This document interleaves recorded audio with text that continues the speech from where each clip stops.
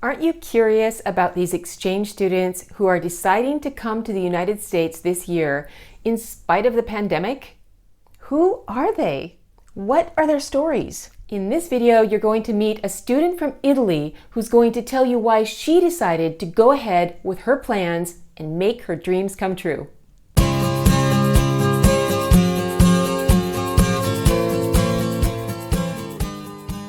My name is Brenda. I'm a specialist in cultural diversity. On this channel, we make videos about all aspects of cultural diversity with an aim for making your life more fun and more fascinating. And now I'm going to introduce you to Ilaria. She is from Sicily in the south of Italy. She is so excited to come to the United States this year, and I'm going to let her speak for herself. She's going to tell you about her dream. I urge you to listen very carefully to that dream. And after she speaks, I'm going to explain to you what that same dream means to exchange students from around the world. Hi, I'm Ilaria and I'm an exchange student from Italy. Today I want to tell you why I'm gonna do my exchange here even though there is a pandemic. Well, first of all, we all had plans and dreams, but the coronavirus has changed most of them. But I have the opportunity to continue to follow my dream. Honestly, I am a little bit scared of traveling right now, but I'm sure that everything will be fine, and we have to be careful more than ever. Secondly, my parents agree with my decision because they understand that I will live in a safe house with lovely people who will take care of me.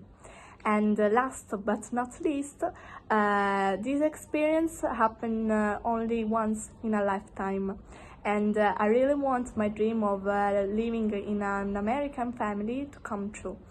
Maybe my exchange year will be different from what I thought at the beginning, but surely it will be unique. Did you hear it? Ilaria dreams of living with an American family. It's as simple as that.